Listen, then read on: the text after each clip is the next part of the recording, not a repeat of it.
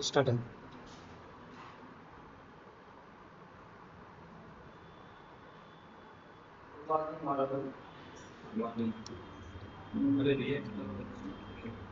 थोड़ा सा तबियत खराब है तो दो चार बार खांसी आए, टेंशन नहीं है, नेचुरल चीज है, इसको रोका नहीं जा सकता। चलिए, पिछले क्लास में हम लोग क्या क्या देखे, एक बार ओवरव्यू दे देते हैं। पिछले क्लास में हम लोग देखे चार्ल्स का रूल। किसका रूल देखे? चार्ल्स का रूल बता रहा था जितना फ्लूरिन होगा उतना ही पानी, जितना क्लोरीन होगा उतना ही पानी, और जितना साइटोसिन होगा उतना ही गुआनिन। बात समझ में आ रही है? इस रूल का नाम क्या कहते हैं? Charles rule. और ये क्या बताया था? A प्लस B बराबर T प्लस C।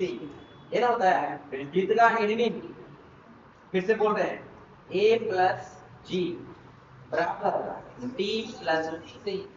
इसी को हम लोग लिख दिए थे A plus G by T plus C बराबर 1। अगर हम लोग A plus T by G plus C की बात करें तो प्रत्येक स्पीसीज के अंदर क्या होगा कि उसका जो वैल्यू आएगा वो सेम है, एक स्पीसीज के अंदर सेम आएगा, जबकि अदर स्पीसीज के अंदर क्या आएगा उसका अलग अलग आएगा। आप समझ में आ रही है? अगर इसमें डाउट है तो जो पीछे वाला वीडियो है उसको आप लोग देखिएगा, ये ठीक हो जाएगा। 4-10 मिनट से पहले हम लोग डबल हेलिक्स मॉडल बताए थे। कौन दिया था डबल हेलिक्स मॉडल?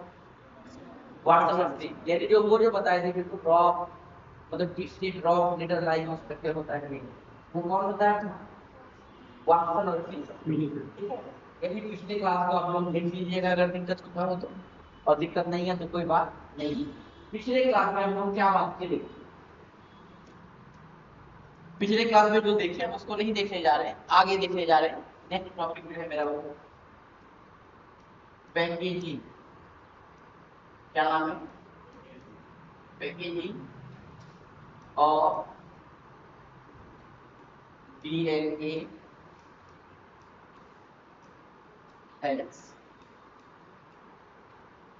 क्या देखने जा रहे हैं? Packaging of DNA helix. पिछले क्लास में ध्यान दीजिएगा आप लोगों को क्या बताया?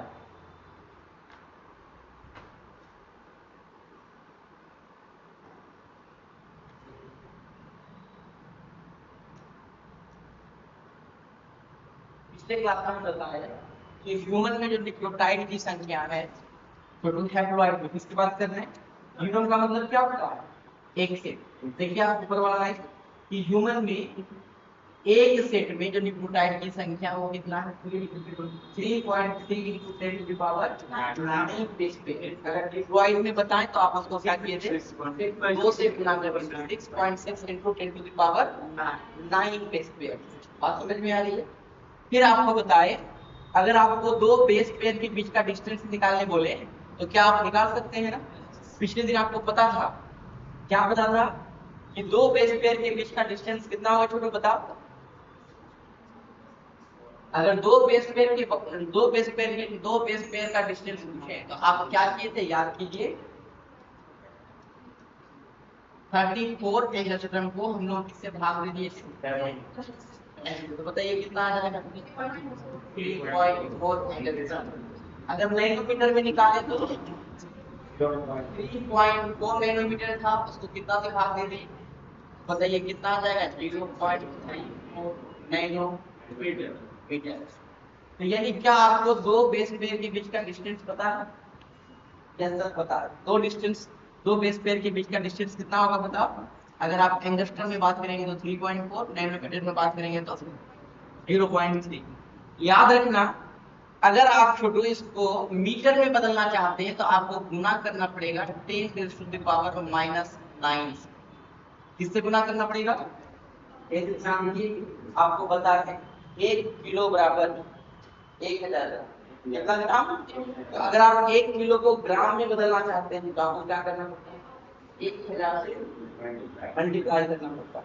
उसी प्रकार बोल रहे हैं अगर आप इसको मीटर में बदलेंगे तो 10⁻⁹ से क्या करना पड़ेगा? मल्टीप्लाई करना पड़ेगा। तो सुनिए, यानी ओवरऑल अगर हम बोले ह्यूमन का जो डीएनए की लंबाई है वो कितना मीटर हो गया? 2.2 मीटर। कैसे निकाले सर?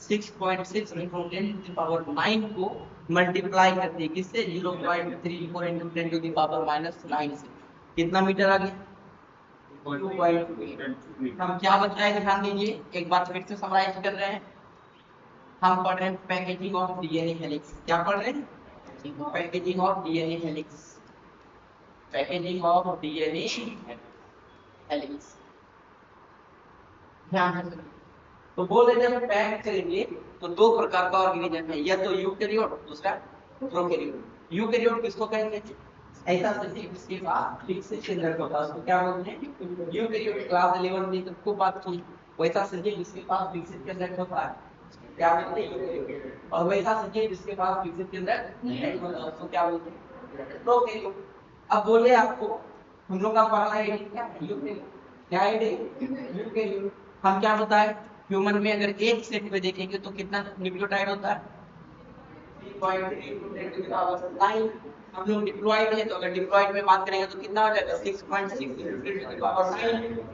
आगे बोले दो बेस प्लेट के बीच का डिस्टेंस कितना है एंगस्ट्रम में 3.4 नैनोमीटर में 0.84 अगर आप इसको किस में कन्वर्ट करना चाहें मीटर में तो किससे गुना करना पड़ेगा 10⁻⁹ से तो क्या करते हैं ह्यूमन का जो डीएनए लेते हैं हम लोग उसको गुना कर दिए कितना मीटर आ गया 2.2 मीटर यानी हमारा एक सेल का जो डीएनए की लंबाई है एक सेल का डीएनए की लंबाई 2.2 मीटर है कितना मीटर है और आपको जानकर आश्चर्य होगा ध्यान दीजिए क्या बोल रहे हैं कि हमारा जो न्यूक्लियस है उसका diameter 10 to the power -6 metre है कितना है बोल रहे इतना छोटा सा न्यूक्लियस के अंदर इतना बड़ा डीएनए कैसे शिफ्ट हो जाता है यानी आप समझ रहे हैं 2.2 मीटर का मतलब हमारा बोर्ड से भी बड़ा ये जो आप बोर्ड देख रहे हैं बोर्ड के बड़ा एक सेल के अंदर हम लोग ट्रिलियन सेल के बने हुए अरबों खरबों सेल के बने हुए किसके बने हुए हैं अरबों खरबों सेल के बने हुए तो बोल रहे हैं अब उतना सेल है और उसका जो डीएनए है अगर खोल दिया जाए तो चांद से घूम के आप आ जाइए इतना लंबा होता है बात समझ में आ रही है तो हम बोले एक सेल के अंदर कितना मीटर डीएनए 2.2 मीटर और न्यूक्लियस इतना छोटा 10 to the power -6 मीटर इतना छोटा न्यूक्लियस के अंदर इतना बड़ा डीएनए कैसे सेट होता है इसी बात को हम लोग पकड़ क्या करने जा रहे हैं पढ़ने जा रहे हैं तो आइए समझते हैं तो यानी छोटू आप अगर स्क्रीनशॉट लेना चाहते हैं तो यहाँ से आराम से ले लीजिएगा दो प्रकार का प्रोकैरियोट एक का नाम प्रोकैरियोट दूसरा का नाम यूकैरियोट बात समझ में आ रही प्रोकैरियोट उसको कहते हैं जिसके पास विकसित केंद्रक होता है यूकैरियोट उसको कहते हैं प्रोकैरियोट उसको कहते हैं जिसके पास विकसित केंद्रक नहीं होता है यूकैरियोट उसको कहते हैं जिसके पास विकसित केंद्रक होता है तो सबसे पहले हम क्या पढ़ने जाते हैं यूकैरियोट हम आपको इतना बात बताए यूकैरियोट पे ध्यान दीजिए इतना बात बताए एक सेल में डीएनए की लंबाई कितना मीटर है 2.2 मीटर है कितना मीटर है अब आगे हम इस बात को समझने का प्रयास करेंगे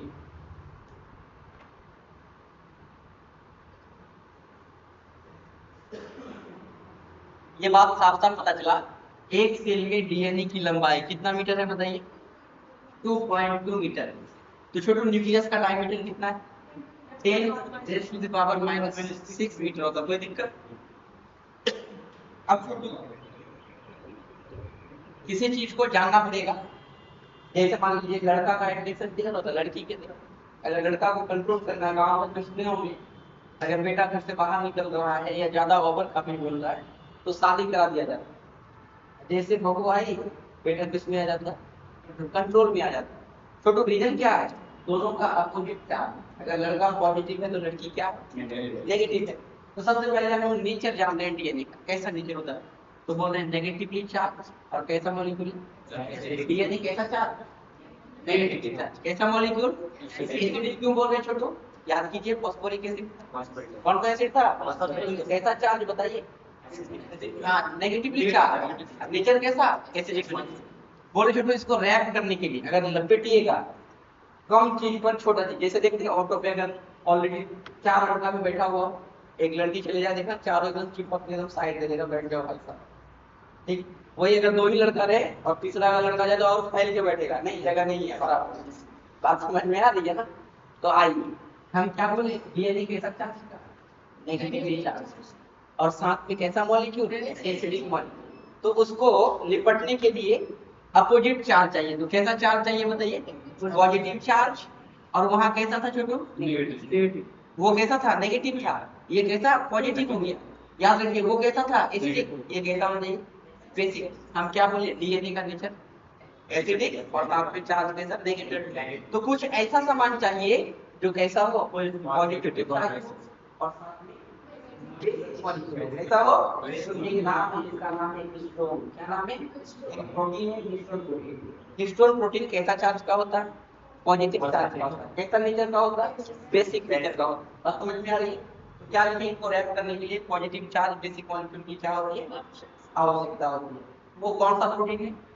हिस्टोन प्रोटीन। कैसा चार्ज? Positive charge. कैसा मॉलिक्यूल? Basic molecule. अब छोटू आपको पता है प्रोटीन किसका बना हुआ होता है? अमाइनो एसिड किसका बना हुआ होता है? तो जाहिर सी बात है ये बेसिक क्यों हुआ होगा हिस्टोन? क्योंकि ये बेसिक अमाइनो एसिड का बना हुआ होगा। तो दो हिस्टोन का नाम दिया, दो अमाइनो एसिड का नाम दिया हुआ आपके एनसीईआरटी में, आपको याद रखना है। एक का नाम है लाइसिन और दूसरे का नाम है आर्जिनिन। ये दोनों अमाइनो एसिड है। ये दोनों जब जुड़ेगा तो हिस्टोन प्रोटीन बनेगा। और हिस्टोन प्रोटीन कैसा नेचर का होगा? बेसिक नेचर का होगा। चार्ज कैसा होगा?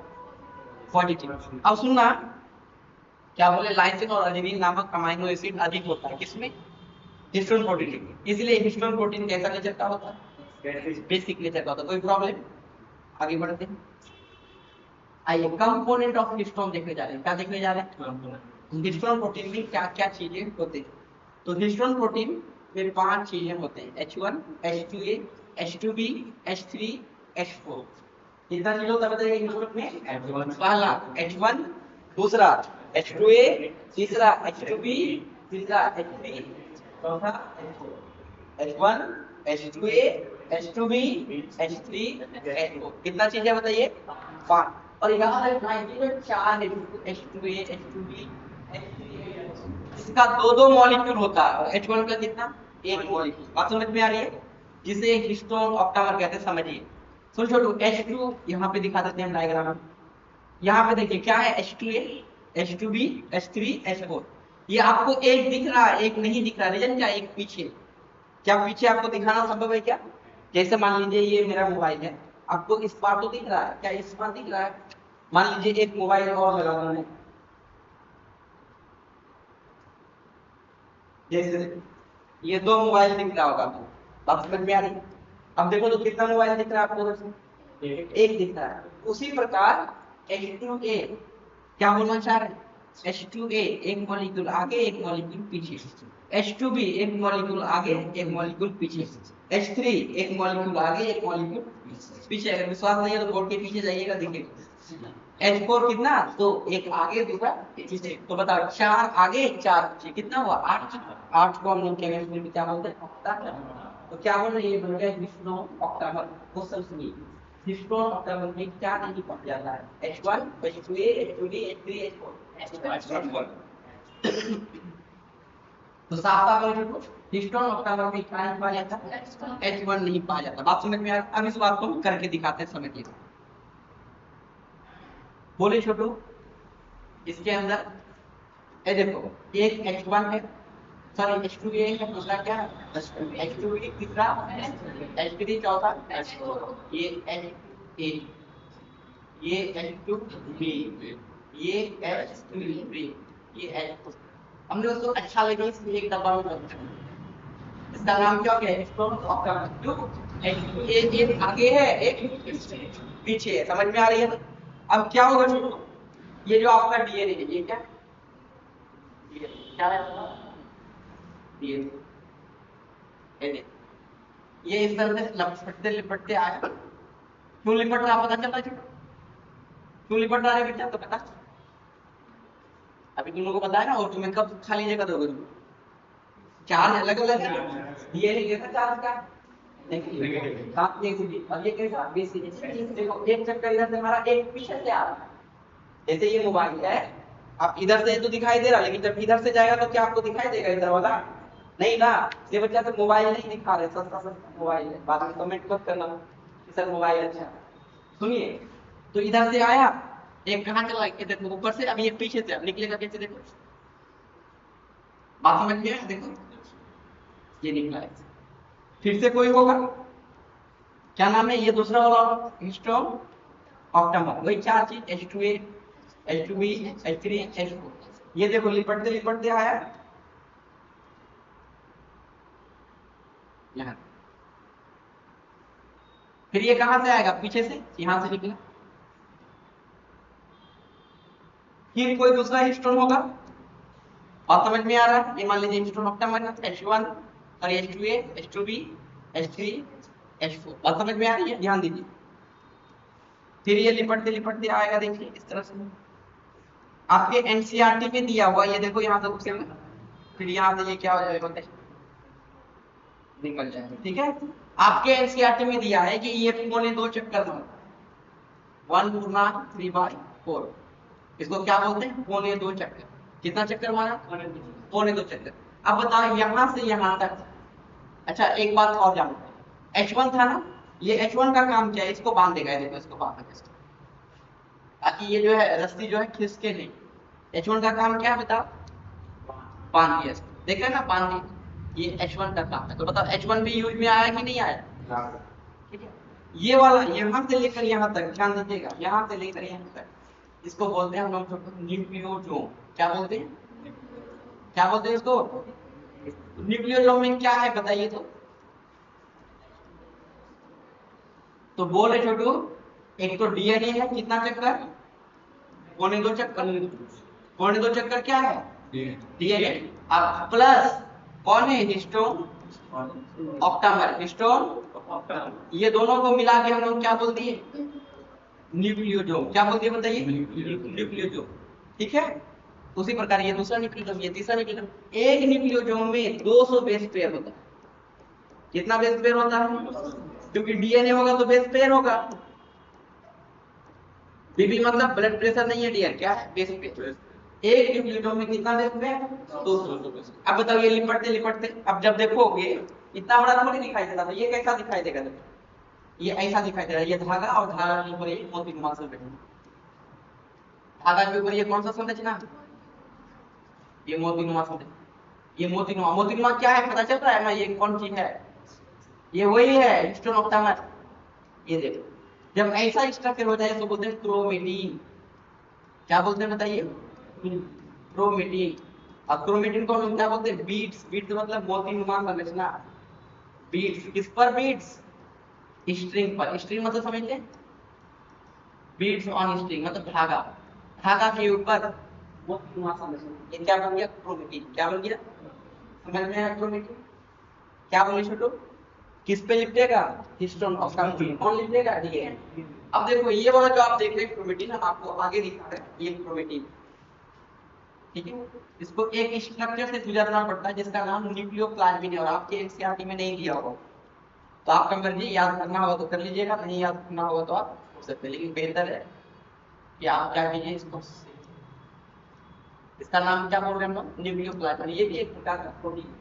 ये क्या करेगा, ये जो धागा देख रहे हैं ना, ये धागा आएगा और इस पर ऐसे लिपटेगा, फिर इधर से जाएगा, इधर से जाएगा, इधर से जाएगा, इधर से जाएगा, और ये क्या हो जाएगा, इस पर क्या मोतीनुमा संरचना।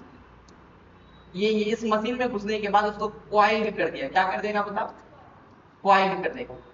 और जब कॉइल करेगा तो याद रखना, जब यहाँ से निकलेगा, ये हमने यहाँ से निकला तो एकदम ऐसे ऐसे ऐसे ऐसे, ठीक है, पूरा का पूरा क्या हो गया। अब इसको हम लोग बोलते हैं, इस तरह का जब बन गया इसको बोलते हैं सोलेनॉइड। क्या बोलते हैं, ये और ज्यादा लिपटेगा, जब और ज्यादा कॉइल हो जाएगा तो सुपर सोलेनॉइड।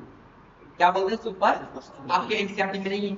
सुनिए, ये क्रोमोसोम, ये वाला क्या है जो बना रहे हैं, ये क्रोमोसोम है, और क्रोमोसोम के अंदर एक प्रोटीन होता है, हम बना देते हैं, जिसका नाम है नॉन हिस्टोन। क्या नाम है, नॉन, क्या नाम है, इससे पहले कौन था, अब क्या है, नॉन हिस्टोन। वो धागा आएगा, ठीक है, ये मान लीजिए ये धागा आ रहा है ये, और इस पर एकदम जबरदस्त लिपटेगा, क्या हो जाएगा, कौन लिपट गया बता, ये कौन लिपटा, ये क्रोमेटिन जो है लिपट गया, और फाइनली अब क्या बन गया, ये देखो क्रोमोसोम बन गया। क्या बन गया, तो समझ में आ रहा है कि 2.2 मीटर लंबा डीएनए, ठीक है, एक छोटा सा न्यूक्लियस के अंदर तेजी से हो जाता है। आइए उस बात में हम आपको समझाते हैं, फिर से देखिए, फिर कंट्रोल कीजिए।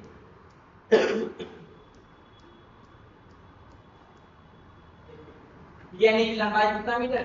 2.2 मीटर। बोले न्यूक्लियस का diameter 10 to the power -6 DNA का नेचर नेगेटिव चार्ज और कैसा मॉलिक्यूल इसको रैप करने के लिए कौन सा चार्ज चाहिए? Positive charge. और कैसा नेचर का? Positive basic molecule. जिनको स्क्रीनशॉट लेना है ले लीजिए। चलिए आगे बढ़ते सुनिए। तो नाम क्या है? हिस्टोन प्रोटीन अभी बताया आपको। कैसा चार्ज का? Positive charge. ये क्या लिखा हुआ? एस लिखा हुआ। क्या लिखा हुआ? S. Positively charge basic molecule. तो बोल रहे क्यों ये पॉजिटिवली चार्ज बेसिक, मतलब हिस्टोन क्यों बेसिक नेचर का है? क्योंकि बेसिक अमीनो एसिड का बना हुआ होता है। उस अमीनो एसिड का नाम क्या है? लाइसिन और अर्जिनिन। क्या नाम है? लाइसिन और अर्जिनिन। कोई दिक्कत? अगला बात है हिस्टोन प्रोटीन में कितना पार्ट है? 5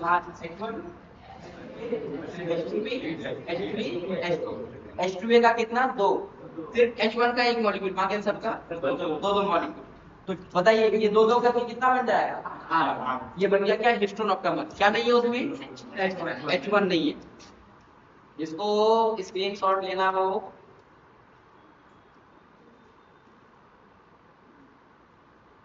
स्क्रीनशॉट ले सकते हैं। आगे इसका भी ले सकते हैं।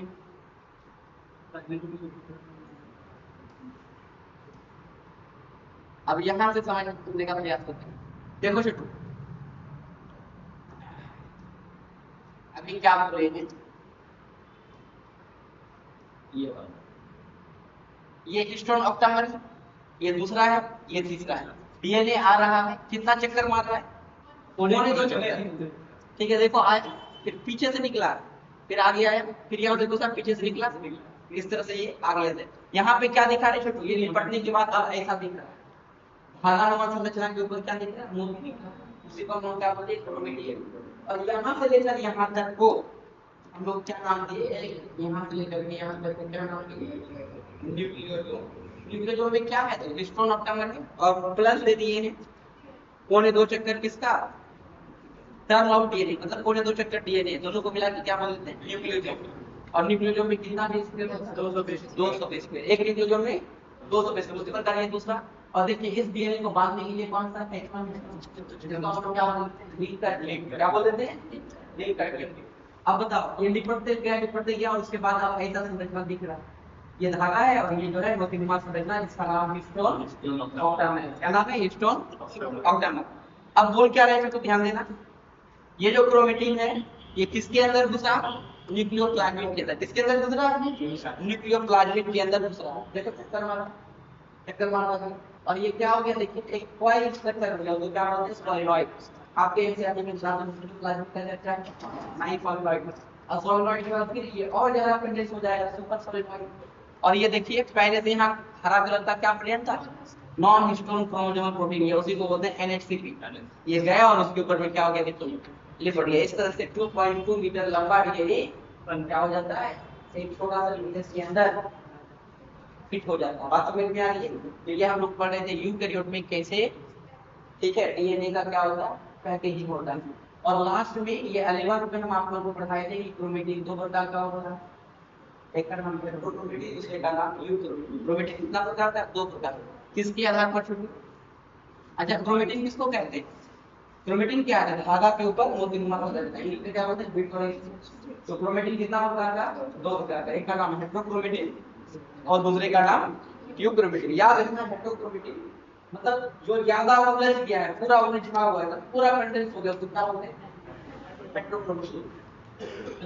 जो हल्का उलझा है उसको क्या बोलते हैं?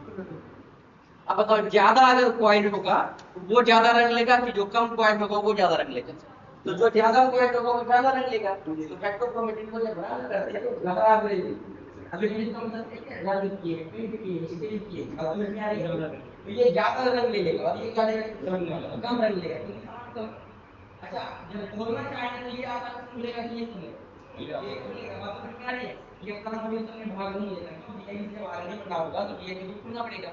ये तो खुलेगा ही नहीं, ये खुल जाएगा। बता रहे हैं इसमें क्या होगा, डीएनए से आरएनए बनता है। यहाँ डीएनए से आरएनए, डीएनए से आरएनए बनने को हम लोग ट्रांसक्रिप्शन कहते हैं, और आरएनए से प्रोटीन बनने को क्या कहते हैं, ट्रांसलेशन कहते हैं। अब ये आप लोगों को सिखा रहे हैं, तो बोल रहे हैं ये ट्रांसलेशन में बात नहीं है, और ये ट्रांसलेशन में बात ये फायदा है।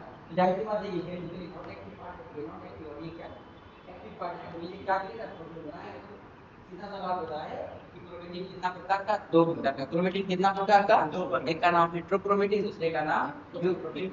हेटेरोक्रोमेटिन गहरा विभाजित भाग है, इंग्लिश में बोलते हैं डार्कली स्टेन्ड पार्ट, और ये कैसा होगा, लाइटली स्टेन्ड पार्ट। यहाँ क्या बोल रहे हैं, participate not participate in transcription, participate in transcription। इधर क्या बोले, जेनेटिकली नॉट एक्टिव पार्ट, ये क्या है, जेनेटिकली एक्टिव पार्ट। इंग्लिश में भी कर दिया है, बात समझ में आ रही है। अब छोटू आगे बढ़ते हैं हम लोग यूकैरियोट का देखेंगे। किसका देखेंगे, अब किसका देखना है, प्रोकैरियोट। आप लोगों को बताया है कि प्रोकैरियोट का मतलब बैक्टीरिया, ऐसा शरीर जिसके पास डेवलप्ड न्यूक्लियस नहीं है। तो जाहिर सी बात है छोटू, वहां पे आप लोग को लेवल में बार बार बताया था कि हिस्टोन प्रोटीन नहीं होता बैक्टीरिया के पास। तो जब हिस्टोन नहीं होगा तो लिपटेगा कैसे, डीएनए। बात समझ में आ रही है। तो आइए देखते हैं वहां पर कौन सा प्रोटीन। नेक्स्ट मेरा क्या है, प्रोकैरियोट। तो बोल रहे हैं प्रोकैरियोट है या यूकैरियोट है, डीएनए कैसा चार्ज होगा, negatively charge, acidic molecule. DNA को बाइंड करता है प्रोटीन जिसका नाम है पॉलीएमीन्स। क्या नाम है, वहां पर लोगों में कौन सा था, हिस्टोन प्रोटीन। यहाँ कौन है, एक क्वेश्चन ध्यान दीजिएगा छोटू, जब शुरुआत में डीएनए कंडेंस हो रहा था उस जगह पर आपको चाहिए था क्या, हिस्टोन प्रोटीन। कौन सा प्रोटीन, तो शुरुआत में जो कॉइल हो रहा था उसमें कॉइल नहीं था। बात समझ में आ रही है। तो उसको हम लोअर पैकेजिंग भी करते हैं, क्या करते हैं, तो लोअर पैकेजिंग में किसकी आवश्यकता होती है, हिस्टोन प्रोटीन की। जबकि हायर प्रोटीन में हिस्टोन प्रोटीन की आवश्यकता नहीं थी, वहां किसकी आवश्यकता थी, एनएचसीपी, नॉन हिस्टोन कॉम्प्लेक्स प्रोटीन। बताए थे ना, तो ये बात हम लोग आइए बोल रहे हैं हम लोगों में कौन था, हिस्टोन, लेकिन यहाँ पर कौन है, पॉलीअमीन्स। क्या बोल रहे हैं, डीएनए लूप के फॉर्म में कॉइल हो जाता है, मतलब डीएनए जो लूप में जमा कॉइल हो जाएगा, और जिस क्षेत्र में कॉइल होता है उसको क्या बोलते हैं, न्यूक्लियोइड कहते हैं। क्या कहते हैं, आइए हम आपको एक बैक्टीरिया का डायग्राम बना करके दिखा देते हैं। सुनो, ई कोलाई जो है छोटू, उसके पास कितना बेस पेयर होता है, 10.6 इसमें 10 बेस पेयर। आप पिछले लेक्चर में देख लीजिएगा, वहां लिखा है ई कोलाई में कितना base pair, 4.6 to 10 to the power 6 base pair. उस हिसाब से ई कोलाई का जो डीएनए की लंबाई होगा वो कितना मीटर होगा, जबकि हमारे अंदर कितना, यहाँ 1.36 क्या है, मिलीमीटर। हम लोगों में क्या था, 2.3 मीटर था। इस डीएनए को कहाँ लिपटना है, पॉलीअमीन्स। एनसीईआरटी में तो नाम तो नहीं लिखा है, बात समझे, लेकिन हमने वहां नाम लिख दिया। क्या नाम है, पॉलीअमीन्स। अब बोल रहे हैं ध्यान देना, डायग्राम हम बना के दिखा।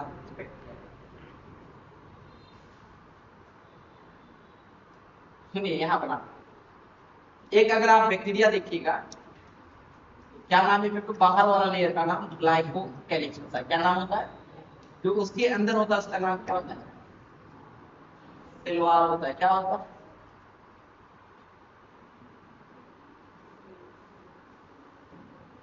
और जो तीसरा होता है छोटू, उसका नाम क्या होता है, सेल मेम्ब्रेन। क्या नाम है, और आप लोगों को बताया कि सेल मेम्ब्रेन कहीं कहीं से क्या हो जाता है, फोल्ड हो जाता है, और जहाँ से फोल्ड होता है उसका नाम बोलते हैं मेसोजोम। क्या बोलते हैं, मेसोजोम।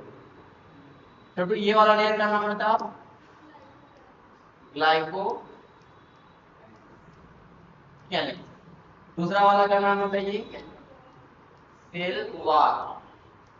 तीसरा का नाम होता है ये सेल मेम्ब्रेन, ये इसी को बोलते हैं प्लाज्मा मेम्ब्रेन। इसको क्या बोलते हैं छोटे, इसको मेसोजोम। क्या बोलते हैं बताइए, इधर ये वाला मेसोजोम। मेसोजोम क्या होता है, तो सेल मेम्ब्रेन के इनफोल्डिंग से बनता है। क्लास 11 में आप लोगों को पढ़ाई, आप लोगों को कमेंट करके बताना इन तीनों को मिला करके क्या बोलते हैं, ग्लाइकोकैलिक्स, सेल वॉल और सेल मेम्ब्रेन को, तीनों को एक साथ क्या बोलते हैं। ठीक है, आइए मेसोजोम देख लीजिए छोटू। इसी के साथ ये वाला देखिए, इस तरह से लूप के फॉर्म में होता है। किसके फॉर्म में होता है, कौन लूप के फॉर्म में होता है, ये डीएनए। और जिस जगह पर ये लूप के फॉर्म में होगा उसको बोलते हैं न्यूक्लियोइड, यानी इस क्षेत्र को हम क्या बोल देते हैं, मतलब जहां पर डीएनए प्रोटेक्ट होता है उसको क्या बोलते हैं, न्यूक्लियोइड। क्या बोलते हैं, और ये जो न्यूक्लियोइड है, न्यूक्लियोइड क्या है, क्षेत्र का नाम है, रीजन का नाम। किसका नाम है, यही डायग्राम हम यहाँ बनाए देख लीजिए। बाहर में ग्लाइकोकेलिक्स, उसके बाद क्या था सेल वॉल, फिर सेल मेम्ब्रेन, जहाँ होता है उसको क्या बोले न्यूक्लियोइड। और जहाँ पर आप बिंदा बिंदा स्ट्रक्चर देख रहे हैं छोटू, वो क्या था, वही हिस्टोन का ऑक्टामर।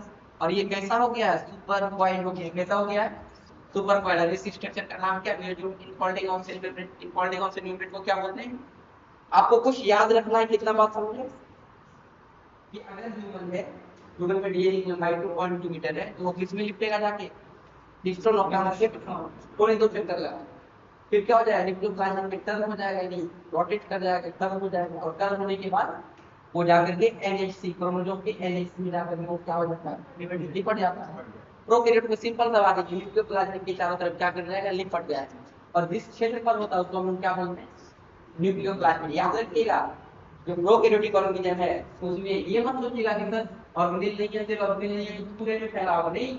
कुछ एक पर्टिकुलर क्षेत्र में होता है डीएनए, और उस पर्टिकुलर क्षेत्र को हम क्या बोलते हैं, न्यूक्लियोइड बोलते हैं। क्या बोलते हैं, तो यदि हम लोग ओवरऑल देख लिए, क्या देखे कि यूकैरियोट के अंदर डीएनए कैसे रिएक्ट करता है और प्रोकैरियोट के अंदर डीएनए कैसे रिएक्ट करता है। बात समझ में आ रही है।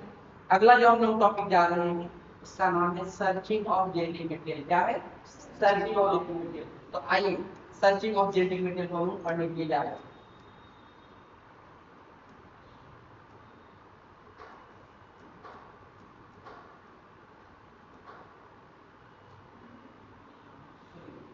क्या नाम है हमारा टॉपिक का, searching of genetic material. Searching of genetic material ऊपर में डालेंगे। सर्च का मतलब क्या होता है, खोज, तलाश। किसका तलाश, यानी हम लोग अनुवांशिक पदार्थ को खोज रहे थे। हम लोग खोज रहे थे कि क्या ऐसा चीज है जिसके कारण आदमी का बच्चा आदमी बनता है, गाय का बच्चा गाय बनता है। तीन चीजों में काम कर सकता है, एक का नाम डीएनए, दूसरा का नाम आरएनए, और तीसरा का नाम क्या था, प्रोटीन। ये तीन चीजों में कंपटीशन था। कौन कौन, डीएनए, आरएनए, प्रोटीन। लोगों को ये क्लियर पता नहीं था कि जेनेटिक मटेरियल है कौन, डीएनए है या आरएनए। उसमें यहाँ तीन एक्सपेरिमेंट हम लोग देखने वाले हैं। जो पहला एक्सपेरिमेंट है उसका नाम है ग्रिफिथ एक्सपेरिमेंट, और जो दूसरा एक्सपेरिमेंट है उस एक्सपेरिमेंट का नाम है एवरी मैक्लोइड, और एक का नाम है एमसी का एक्सपेरिमेंट। मतलब तीन साइंटिस्ट मिलकर एक्सपेरिमेंट किया।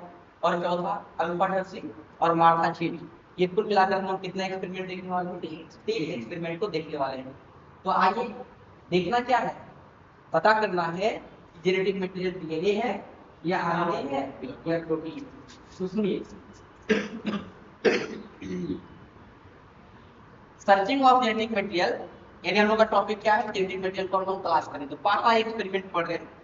पहला एक्सपेरिमेंट का नाम क्या है, ग्रीनफिश एक्सपेरिमेंट। साइंटिस्ट का नाम था ग्रीनफिश साहब, ठीक है। इसी का एक नाम और है ट्रांसफॉर्मिंग प्रिंसिपल। क्या नाम है, देखो क्या बोल रहे हैं। सबसे पहले एक बैक्टीरिया था, उसका नाम क्या, स्टेफाइलोकोकस। क्या नाम है, तो बोल रहे स्टेफाइलोकोकस नामक बैक्टीरिया पर काम कर रहा था कौन, ग्रिफिथ साहब। और ये क्या करता है बता, कौन सा बीमारी करता है आपको, निमोनिया करता है। कौन सा बीमारी करता है, तो स्टेफाइलोकोकस नामक बैक्टीरिया पर काम कर रहा था, जो इंसान को निमोनिया नामक बीमारी उत्पन्न कर रहा था। बात समझ में आ रही है। आगे बोल रहे सुनो, स्टेफाइलोकोकस का दो स्ट्रेन होता है। स्टेफाइलोकोकस का कितना स्ट्रेन, दो स्ट्रेन। सुनिए, हम आपको बताए कि ग्रिफिथ साहब किस पर काम कर रहा था, स्टेफाइलोकोकस बैक्टीरिया पर कर रहा था। और ये कौन सा बीमारी करता है, निमोनिया करता। जैसे हम लोगों में ह्यूमन में दो टाइप है, एक मेल दूसरा फीमेल, उसी प्रकार इसमें दो स्ट्रेन था। बात समझ में आ रही है। एक स्ट्रेन का नाम है आर स्ट्रेन और दूसरे का नाम है एस स्ट्रेन। बात समझ में आ रही है। बताओ तो हम लोग में मेल ज्यादा खतरनाक है, फीमेल ज्यादा खतरनाक, फीमेल ज्यादा खतरनाक, मेल तो बहुत भोला भाला है। बात समझ में आ रही है। उसी प्रकार यहाँ दो स्ट्रेन है, एक का नाम आर और एक का नाम एस। तो ज्यादा खतरनाक कौन, एस या आर, तो बोल रहे एस ज्यादा खतरनाक। क्यों, आर वाला उसके बाहर में म्यूकस का कोटिंग नहीं पाया जाता। म्यूकस समझते हैं ना, ये वाला जो चिपचिपा होता है, ठीक है। हाँ, म्यूकोपॉलीसेकेराइड का कोटिंग नहीं होता है, मतलब म्यूकस नहीं होता। किस पर, आर पर। किस पर, जब एस के ऊपर में क्या होता है, म्यूकस का जो है कोटिंग होता है, इसमें म्यूकोपॉलीसेकेराइड होता है। बात समझ में आ रही है। क्या कितना टुकड़ा था, दो टुकड़ा, एक का नाम आर एक का नाम एस। तो छोटू ये बोला होगा, तो ये बीमार नहीं कर सकता, क्योंकि ये जैसे हमारे इम्यून सिस्टम में जाएगा इसको पहचान लेगा, ये मारा जाएगा, मर जाएगा। जबकि ये वाला क्या है, तो जैसे आपको जो मिल जाएगा, आपका इम्यून सिस्टम इसको पहचान नहीं पाएगा। तो बताइए आपको कौन सा बीमारी करेगा? निमोनिया करेगा। क्या करेगा? और जब निमोनिया करेगा, आज ना आपके पास एंटीबायोटिक है, पहले एंटीबायोटिक ऐसा नहीं था। बहुत सारे लोग गांव लोग मर जाते थे निमोनिया के कारण। बात समझ में आ रही है? तो हम बोल रहे इसको बोलते हैं नॉन वायलेंट। क्या बोलते हैं? या इसी को बोलते हैं नॉन पैथोजेनिक। इसको क्या बोलते हैं? इसको वायलेंट या पैथोजेनिक कहते हैं। अब ध्यान से देखिएगा, क्या ये बीमार कर पाएगा? यस, ये बीमार करेगा। ये बीमार नहीं करेगा। आप क्या इसको पता था जो निमोनिया का बैक्टीरिया है, दो प्रकार का है, एक बीमार कर सकता है, एक बीमार कौन बीमार नहीं कर सकता? और कौन कौन बीमार कर सकता है? कौन बोलिए? आर बोलिए। अब देखिए ये क्या क्या चीज है, वो एक्सपेरिमेंट में इस्तेमाल आर लिया, उसको इंजेक्शन में डाला और चूहा के अंदर क्या कर दिया? डाल दिया। क्या छोटो आर आपको बीमार करेगा? नहीं करेगा बेटा, चूहा है। लाई मतलब जिंदा समझ में आ रही है? दूसरा बात, एस फॉर या तो निमोनिया करेगा, ये इंजेक्शन में डाला और चूहा के अंदर डाल दिया। चूहा को डाला तो चूहा को क्या होगा? चूहा तेरे को पूरा ठीक है, मतलब समझ रहे? चूहा मर गया। हाँ, प्यारे हो गए। आपको समझ में आ रही है? क्यों प्यारा हुआ? क्योंकि जब ये बॉडी के अंदर गया होगा, उसका इम्यून सिस्टम उसको पहुंचा नहीं पाया होगा, परंतु उसको क्या हो गई? मृत्यु हो गई होगी। अब क्या है छोटू, ये आर फॉर्म आपको पता चला, आर फॉर्म बीमार नहीं कर रहा है, इसको बीमार कर रहा है। एस फॉर्म को लिया और पानी में क्यों हुआ? पूरा एकदम बॉयल कर दिया, तो बोलते हैं हीट की एस फॉर्म। तो क्या हुआ होगा छोटू? एस फॉर्म मर गया होगा, बैक्टीरिया मर गया होगा, और वो चूहा के अंदर डाल दिया। चूहा के अंदर क्या कर दिया? यानी एस फॉर्म नहीं, हीट की एस फॉर्म डालने के बाद फिर चूहा को देखो, चूहा क्या हो गया बेटा? जिंदा। हीट की एस फॉर्म नहीं पा रहा था, चलो ठीक है, क्योंकि हीट की एस फॉर्म खराब हो गया होगा, मर गया होगा। चौथा एक्सपेरिमेंट में इन्होंने क्या हीट की एस फॉर्म लिया और साथ में क्या लेंगे? आर फॉर्म लिया। जब चूहा को डाला, आप लोग देखा तो चूहा क्या हो गया था? नहीं मरना चाहिए था। क्यों? क्योंकि हीट के कारण नहीं मरता है और आर के कारण नहीं मरता। इन दोनों को जब मिला के डाला, चूहा मर गया। इसको बड़ा आश्चर्य हो गया कि क्या ऐसा बात है, हीट की एस फॉर्म के कारण तो चूहा नहीं मरा था और आर फॉर्म के कारण चूहा नहीं मरा। बात तो समझ में आ रही है? तो चूहा क्यों मर गया? इसको निमोनिया कैसे हो गया? फिर इसको चीरा, पोस्टमार्टम किया, तो वहां पर जिंदा वाला कन्फर्म मिल गया। क्या मिल गया? तो बड़ा आश्चर्य, को डाला नहीं था। तब ये क्या होता है पता है कि हीट किल एस फॉर्म से आर फॉर्म में कुछ आता है, जिसकी वजह से आर फॉर्म एस फॉर्म में बदल जाता है और वो क्या हो जाता है? उसको निमोनिया हो जाता है और मर जाता है। जैसे मान लो मेरे क्लास में ये बच्चा बहुत शरीफ है, जानती कि अच्छा, और वो दोनों पीछे बदमाश। अब समझ में आ रही है? कैमरा घुमा के दिखाएंगे और दोनों बदमाश है, तो बोले वो दोनों क्या बहुत बदमाश, और ये शरीफ है, इसके पास कोई खंजर तलवार भाला नहीं, और वो दोनों क्या, हम जानते हैं कि बीमार नहीं कर सकता, और वो दोनों क्या कर रहा था? तो हमको दोनों को खाए उड़ाता था। अब बताओ, अब क्या हुआ छोटू? जब दोनों को एक साथ मिलाए, उमर क्या करेगी? उसके पास तलवार खंजर भाला था, ये क्या क्या उन लोगों का खंजर तलवार ये समझ रहे हैं? देखें ना, भोला भाला अच्छा अच्छा क्या क्या उन लोगों ने हथियार ले लिया, और ये क्या हो गया? खतरनाक हो गया। प्रियंका और वैशाली। बात समझ में आ रही है? क्या बोले समझ में आया? तो ये एक क्वेश्चन छोड़ के चला गया, कुछ तो आया होगा। किससे आया होगा? जो कहाँ गया होगा? आर फॉर्म में क्या होगा? इसके कारण आर फॉर्म जो है बदल गया होगा एस फॉर्म। ध्यान से सुनिएगा, अगर दिक्कत हो तो 4 बार आगे पीछे करके भी देख लीजिए। जिसके कारण उसको क्या हो गया होगा? निमोनिया, और वो मर गए। तो ये दुनिया को कंफ्यूजन को खत्म करना चाहिए था, उसने कंफ्यूजन में डाल के चला के क्या चीज है कुछ। बात समझ में आ रही है? इसी बात को हम लोग यहाँ लिख दिए हैं कि हिट कंक्लूजन डिस्कस क्या है, हिट किल एस फॉर्म से कुछ आता है आर फॉर्म में, जो आर फॉर्म कितने बदल जाता है? एस फॉर्म में बदल जाता है। कितने बदल जाता है? बोलता है क्या जाता है, उसका एक नाम दीजिए। वो ट्रांसफॉर्मिंग प्रिंसिपल कुछ तो है, जो हिट किल एस फॉर्म से कहाँ आता है? हिट किल एस फॉर्म से कुछ आता है, जिसके कारण आर फॉर्म एस फॉर्म में बदल जाता है। इसलिए इसका दूसरा नाम ट्रांसफॉर्मिंग प्रिंसिपल।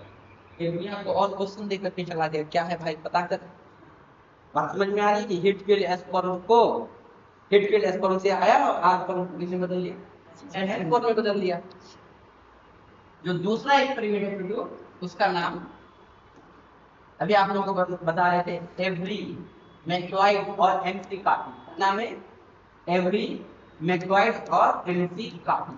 आइए, पूरा नाम है ओस्वाल्ड ग्रीन, और मैक्लॉइड का पूरा नाम है कॉलिन मैक्लॉइड, और एमसी कार्टी का पूरा नाम है मैकलीन एमसी कार्टी। ये तीन साइंटिस्ट था, तीनों मिलकर के क्या क्या एक्सपेरिमेंट किया, और ये आपको तीनों नाम याद आना चाहिए। शॉर्ट फॉर्म में आप क्या बोल सकते हैं, एवरी। देखना ओवरी मत बोलना, ओवरी पढ़ाए थे आप लोगों को तीसरा और दूसरा चैप्टर। तो क्या बोल रहे हैं, एवरी, मैक्लॉइड और एमसी कार्टी, ये तीनों साइंटिस्ट मिलकर के एक्सपेरिमेंट करने का प्रयास किया। वो पता करना चाह रहा था कि जेनेटिक मटेरियल कौन सा फॉर्म में बताओ, सुबह में डाल देते क्या हो जा रहा था, क्या बढ़ जा रहा था, नहीं बढ़ रहा था। लेकिन बिल्कुल एल्कोहल को जब किसके साथ डाले थे, एल्कोहल के साथ डाले थे, वहां बढ़ जा रहा था। ये क्या किया, पहले इस सॉल्यूशन में एक एंजाइम डाल दिया जिसका नाम प्रोटीन है। क्या नाम है बताओ, प्रोटीन जब डालेंगे तो प्रोटीन क्या हो जाएगा, प्रोटीन डाले और फिर क्या किए, मतलब फिर एल्कोहल में प्रोटीन डाले और उसी को निकाल के इसको डाल दिया। आप समझ में आ गया। एक बार क्या किए, आरएनए डाल, जब आरएनए डालेंगे तो कौन खत्म हो जाएगा बता, आरएनए खत्म हो जाएगा। क्या खत्म हो जाएगा, जब आरएनए खत्म हो जाएगा देखेंगे तो हमें क्या होता है, फिर क्या किए, एक बार डीएनए डाल दिए, तीन दाब डाले ना, डीएनए आरएनए और प्रोटीन। तो हम लोग बारी बारी से क्या किए, एक बार आरएनए को खत्म किए, सुन क्या बोल रहे थे, कौन सा फॉर्म है, डेट एज फॉर्म, कौन सा फॉर्म, डेट एज फॉर्म। पहला काम क्या किया देखो, दावेदार बनना है तीन ना, आरएनए, डीएनए और प्रोटीन। क्या किया उसमें, यहाँ क्या डाल दिया, प्रोटीन। बता प्रोटीन कौन बचा कौन है, डीएनए और आरएनए। ठीक है, प्रोटीन क्या, प्रोटीन डाइजेस्ट करता है। जब इसको डाल दिए, ये क्या न्यूक्लियस फॉर्म है, जब इसको डाल दिए कहाँ डाल दिए बताओ, चूहा में डाल दिए। चूहा नहीं, चूहा क्या हो गया, चूहा क्या हो गया।